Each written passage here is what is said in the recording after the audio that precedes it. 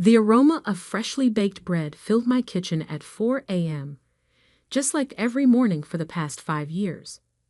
While most of Boston's financial district still slept, I was already elbow-deep in dough, preparing for another day at Sweet Success Bakery.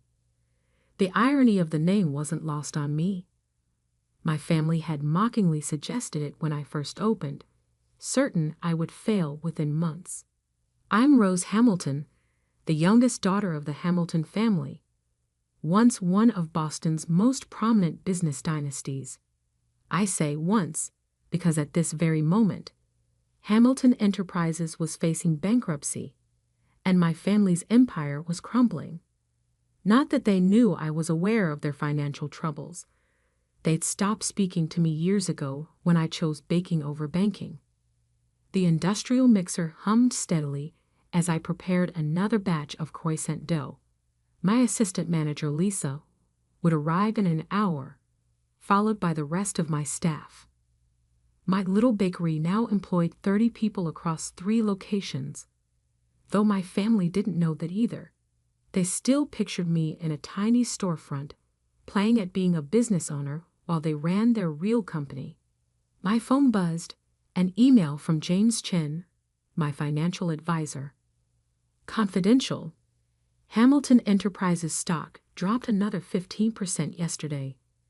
They'll have to declare bankruptcy by end of week, unless they find a buyer. Shall we proceed as discussed? I smiled, remembering the last family dinner I'd attended 5 years ago. It was the night I announced I was leaving my position as junior financial analyst at Hamilton Enterprises to open a bakery. A bakery. My older sister Catherine had laughed, nearly choking on her wine. What a waste of your business degree. Really, Rose? My father sighed, looking disappointed as usual. This is beneath you, beneath this family. My mother simply shook her head, while my brother Alexander, the CEO of Hamilton Enterprises, smirked. Well, when your little hobby fails, don't come crying to us for a job. I had walked out that night and never looked back.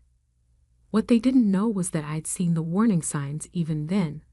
Questionable accounting practices, risky investments, Alexander's increasing desperation to maintain the appearance of success. I had tried to warn them, but who would listen to the baby of the family who just wanted to bake cookies? So I had quietly built my own empire while theirs began to crack. Sweet Success wasn't just a bakery. It was the flagship of Sweet Success Enterprises, a corporation that now included a wholesale business supplying high-end restaurants, a cooking school, and a line of specialty baking ingredients sold in stores across New England. Last year's revenue, $22 million.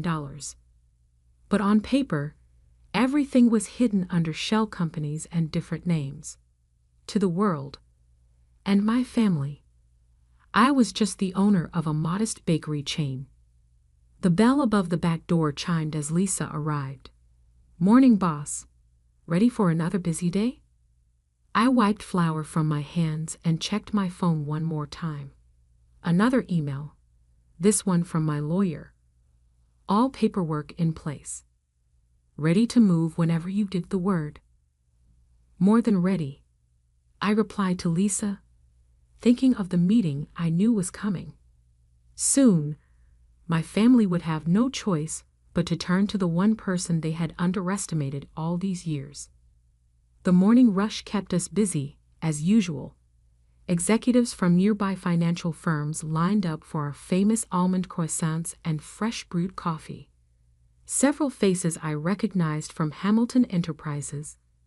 Mid-level managers who had no idea their company was about to implode, or that their CEO's little sister was the one serving them breakfast. Around 10 a.m., my phone rang, a number I hadn't seen in years. Catherine. Rose? Her voice had lost its usual condescending tone, replaced by barely concealed panic. We need to talk. It's important. I kept my voice neutral. I'm rather busy, Catherine. The bakery, you know. Please, she almost whispered. It's about the company. We need your help.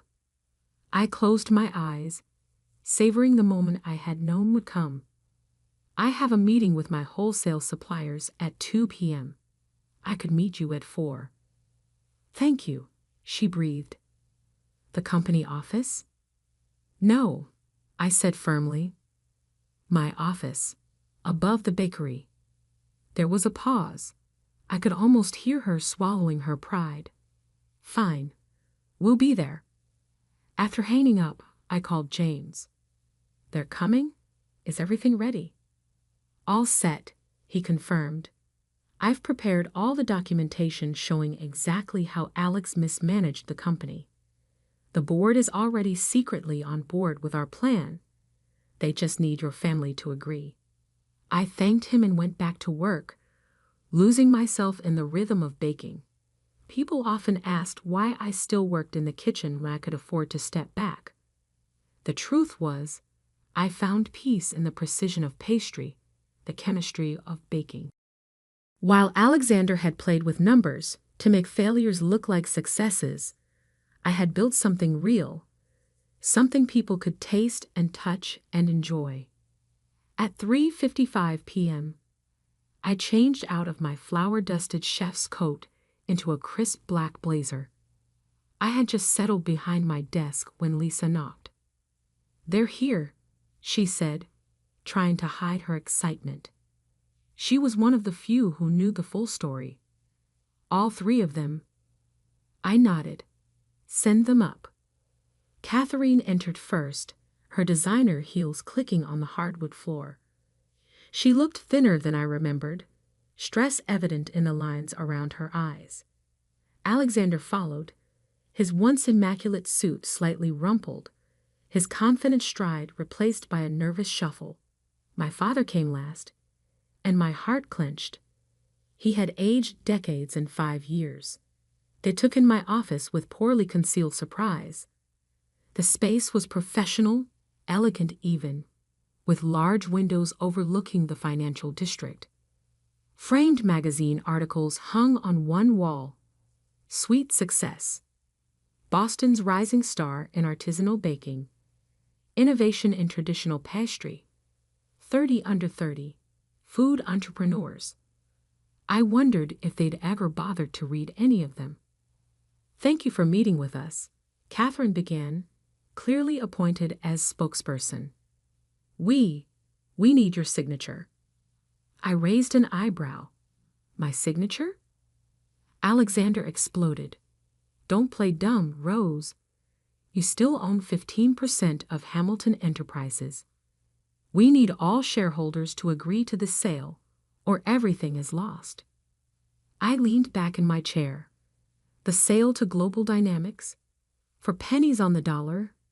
The same sale that would leave all our employees without severance, our suppliers unpaid, and our family name in ruins?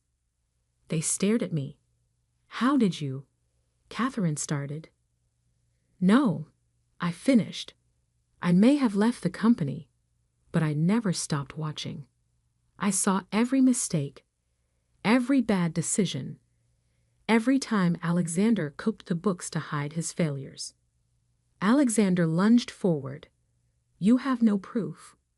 I opened my desk drawer and pulled out a thick folder. Actually, I have every proof. Every document, every questionable transaction, every risky investment that brought us to this point. I met my father's eyes. I tried to warn you 5 years ago, but you wouldn't listen to the daughter who just wanted to bake cookies. The room fell silent except for the distant hum of traffic below. Through the window, I could see the Hamilton Enterprises building towering over the city. By this time tomorrow, it might have a new owner. What do you want? My father finally asked, his voice heady with defeat. I stood up slowly. I want to save the company, save the jobs, save our family's legacy. I pressed a button on my phone. James, please come in.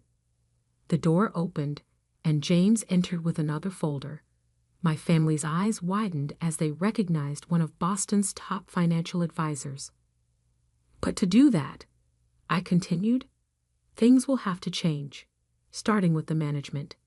Alexander's face turned red. You can't. I can. I cut him off.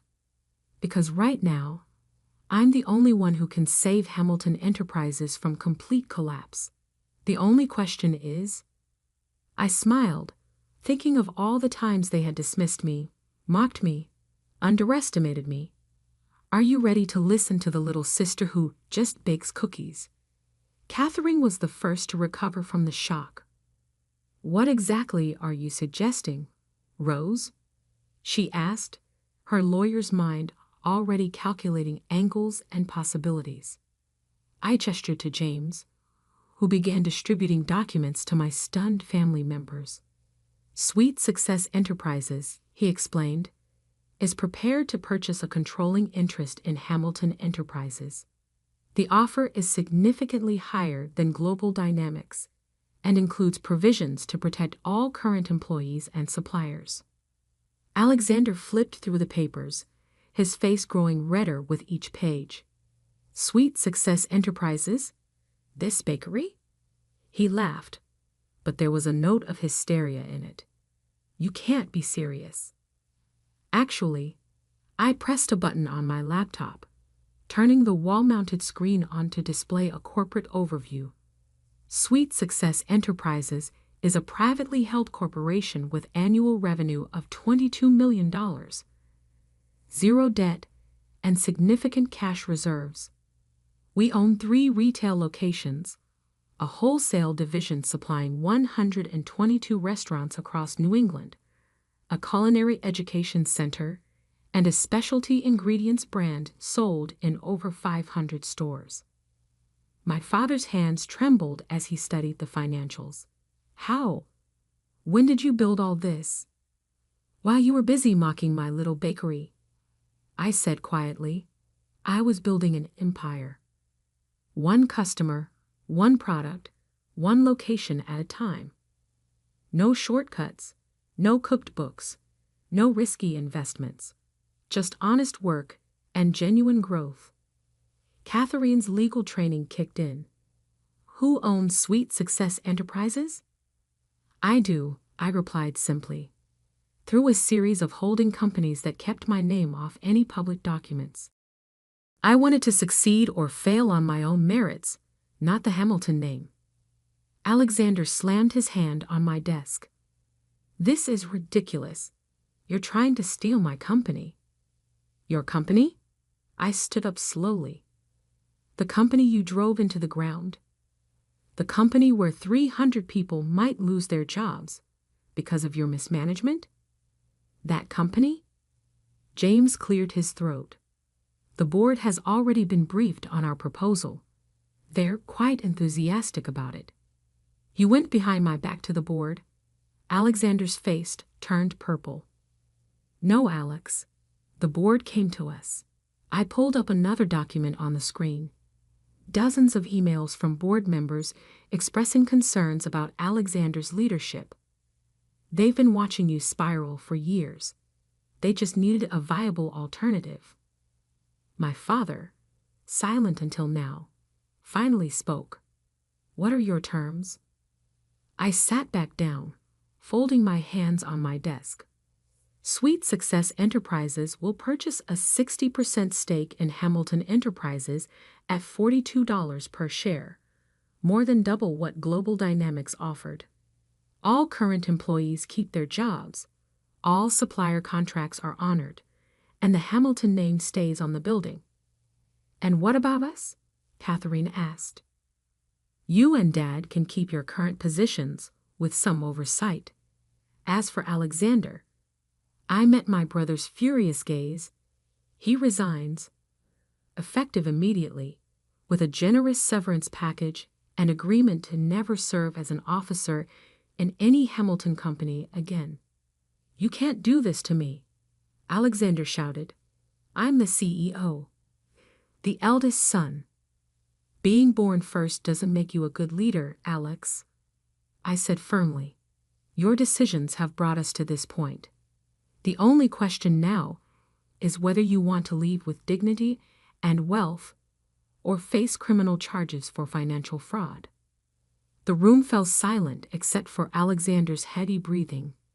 Catherine studied the offer documents with her lawyer's eye, while my father seemed to age another decade in his chair. The board meeting is tomorrow at 9 a.m., James added. They'll vote on either this proposal or bankruptcy. Those are the only options left. My father stood up suddenly. I need to make some calls. Of course. I gestured to a private office adjacent to mine. Use my conference room. As he walked out, I saw him glance at the magazine covers on my wall, really seeing them for the first time. His expression was unreadable. Catherine followed him, already on her phone, likely calling other shareholders. Alexander remained, staring at me with a mixture of hatred and disbelief. How long have you been planning this? He demanded. I haven't been planning anything, Alex. I've been building my own successful company while watching you destroy ours. The only difference is, I learned from Mom and Dad's real legacy. What legacy? He scoffed. Hard work, integrity, creating actual value instead of just moving numbers around. I stood up and walked to the window, looking out at the city we both loved. Did you know Mom started Hamilton Enterprises in our garage? Dad was still teaching high school then. They built it from nothing, one client at a time, just like I built Sweet Success. And now you're going to destroy everything they built. I turned back to him. No, Alex, I'm going to save it. From you. The next 12 hours passed in a blur of lawyers, documents, and negotiations. My father emerged from countless phone calls, looking exhausted but resigned. Catherine's legal expertise actually proved helpful as we hammered out the final details. Alexander alternated between rage and desperate bargaining, but in the end, faced with the choice between a generous exit package and potential criminal charges, he signed the resignation papers. At 9 a.m. sharp the next morning, I walked into the Hamilton Enterprises boardroom for the first time in 5 years. The same boardroom where I'd been patronized and dismissed as the baby of the family who didn't understand real business. The vote was unanimous. By 10 a.m., the press release went out. Hamilton Enterprises announces merger with Sweet Success Enterprises. The business world was shocked to learn that the humble bakery chain was actually the parent company of a highly successful private corporation, and that the youngest Hamilton had secretly become one of Boston's most successful entrepreneurs. CNBC ran the headline, Cookie Queen Saves Family Empire. Bloomberg went with Sweet Success, How a Bakery Bought a Banking Giant. The Wall Street Journal's was my favorite. Rising Dough. Hamilton Scion transforms from black sheep to white knight. The following weeks were intense. I split my time between Sweet Success and Hamilton Enterprises, working to stabilize the company while maintaining the standards of excellence at my bakeries. I hired Alex a replacement, a seasoned CEO with a proven track record of ethical leadership, and began the process of unwinding his riskier ventures. Catherine proved surprisingly adaptable, throwing herself into learning about Sweet Success's operations with the same intensity she'd once applied to corporate law. My father mostly kept to himself, though I occasionally caught him watching me with an expression that looked almost like pride. 1 month after the takeover, I arrived at my original bakery location at my usual time. 4 a.m. Some habits don't change, even when you're running 2 companies. I needed the peace of those early morning hours, the simple pleasure of creating something with my own hands. I was elbow deep in bread dough when I heard the door open. Turning, I found my father standing awkwardly in the kitchen, looking out of place in his expensive suit. "Dad, what are you doing here so early?" He stepped forward, inhaling deeply. "It smells like Mom's kitchen," he said softly. "Remember how she used to bake every Sunday?" I nodded, unexpected tears pricking my eyes. Mom had died when I was in college, before I discovered my passion for baking. But those Sunday mornings, watching her create incredible pastries while explaining the chemistry behind them, had clearly influenced me more than I'd realized. "I never told you," Dad continued, "but she always said you were just like her. She saw something in you, a blend of creativity and business sense that reminded her of herself." He picked up one of our signature almond croissants. "She would have loved this place." "Dad, no, let me finish." He set the croissant down carefully. "I was wrong, Rose. We all were. We were so focused on maintaining the appearance of success that we forgot what real success looks like." He gestured around the busy kitchen. "This is real. What you've built is real. And," he swallowed hard, "I'm proud of you." I wiped my flour-covered hands on my apron and hugged him, not caring about his expensive suit. For a moment, we were just father and daughter, surrounded by the smell of fresh bread and new beginnings. The next few months saw both companies flourish. Hamilton Enterprises' stock price recovered as confidence returned to the market. Sweet Success opened 2 new locations and launched a cookbook that became an instant bestseller. Catherine now runs our legal department, bringing her expertise to bear protecting both companies' interests.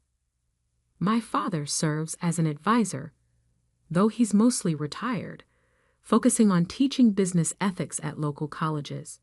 An ironic twist that's not lost on anyone. Alexander?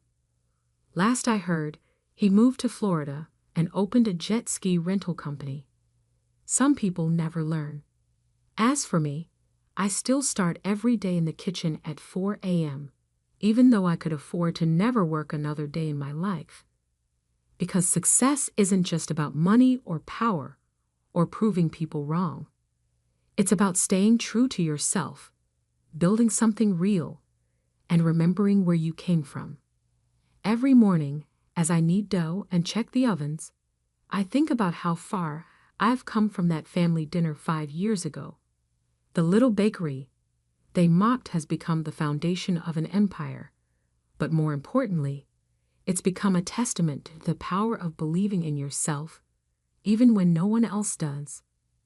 The original recipe for our signature almond croissants hangs framed in my office now, right next to the merger documents that saved Hamilton Enterprises. 2 different kinds of success, both equally sweet. Last week, a young woman came into the bakery, clearly nervous. She told me she was leaving her corporate job to open a small cafe, and her family thought she was crazy. Could I give her any advice? I smiled, thinking of all the twists and turns that had brought me to this moment. "Follow your passion," I told her, "but never forget your business sense. Success is like baking. It takes the right ingredients, careful measurement, perfect timing, and most importantly, patience." Then I gave her my card, my real card, the one with both company logos on it. Her eyes widened as she realized who I was. But most importantly, I added, "Don't let anyone tell you your dreams are too small.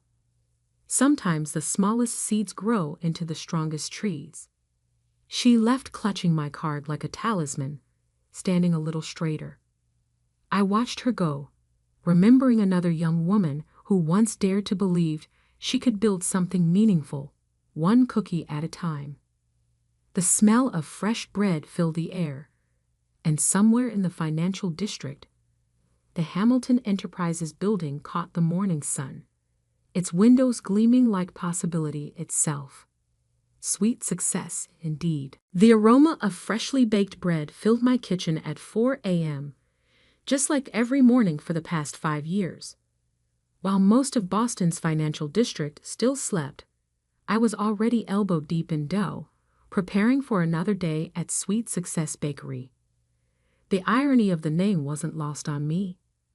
My family had mockingly suggested it when I first opened, certain I would fail within months. I'm Rose Hamilton, the youngest daughter of the Hamilton family, once one of Boston's most prominent business dynasties. I say once, because at this very moment,